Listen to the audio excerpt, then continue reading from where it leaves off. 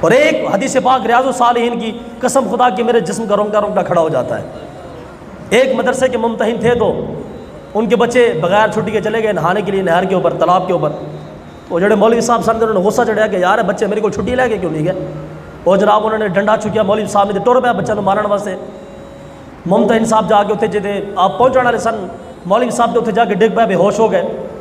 وہ بعد جدو آپ نے ہوش آیا، مولوی صاحب نے لوگوں نے پانی چھانی سٹیا، ہوش آیا تو کسی بندے نے پوچھا کہ سرکار تسی تے بچہ نو مارن واسطے گئے سو، اتنے جا کے تسی بے ہوش ہو گئے ہو؟ مولوی صاحب کی گل سنو، مولوی صاحب کہنا میں ڈنڈا لے کے گیا سی اتنے طلباء نو مارن واسطے کہ بچے میرے کو چھٹی لے کے کیوں نہیں گئے؟ مولوی صاحب کہتے جب میں بچے کے کپڑے نال گیا نا اتنے رسول اللہ خود موجود سن، اور کہتے جب میں گل ویکھی تو میں حیران ہو کہ بے ہوش ہو کے ڈگ پیا میں۔ اور نبی پاک علیہ السلام نے فرمایا جس بندے نے ایک ٹوٹے قلم کے ساتھ طالب علم کی خدمت کی، ٹوٹے قلم کے ساتھ، رسول پاک علیہ السلام نے فرمایا ایک یہ بندہ ہے اور دوسرا وہ بندہ ہے کہ جس نے 70 مرتبہ کعبے کو بنایا، 70 مرتبہ۔ نبی علیہ السلام نے فرمایا کہ جس بندے نے طالب علم کی خدمت کی اللہ تعالیٰ اس کو زیادہ ثواب عطا فرمائے گا۔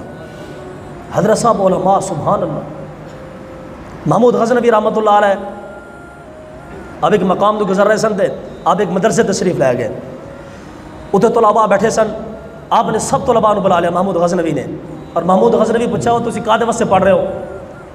سارے بچے لینے چاہ گئے، کسی نے کہا جی میں انجینئر بننا ہے، کسی نے کہا جی میں کی بننا ہے، کسی نے کہا جی میں چونکہ جہاد کرنا ہے تو میں پائلٹ بننا ہے، تو فلاں بننا ہے، تو فلاں بننا ہے۔ محمود غزنوی کیا ہوئے پورے مدرسے کو ڈھا دو، پورے مدرسے کو گرا دو، اتنے کوئی طالب علم ہی نہیں ہے جڑا اللہ کی رضا واسطے پڑھ رہا ہوئے۔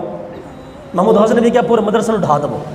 محمود غزنوی جان لگا سی تے ایک وضو خانے دے بچہ کپڑے دھو رہا سی، آپ نے اس نے بلایا محمود غزنوی نے، آپ نے فرمایا بچے تو کدے واسطے پڑھ رہے ہیں؟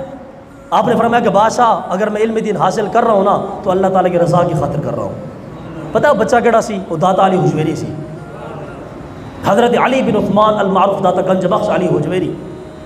محمود غزنوی نے کیا ہے آج میں اس بچے کی وجہ تو مدرسے کو چھاڑ کے جا رہا ہوں۔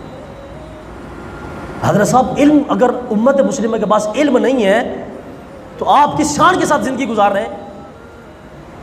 میں کہتا ہوں آج کے مسلمان اپنے سینے کے اوپر ہاتھ رکھے اور اپنے سینے کے اندر جھانکے کہ آج ہمارے گھر کے اندر بیٹھک کے اندر 20 انچ کی LCD لگی ہوتی ہے لیکن پورے گھر میں کسی کو نماز پڑھنے کا طریقہ نہیں آتا۔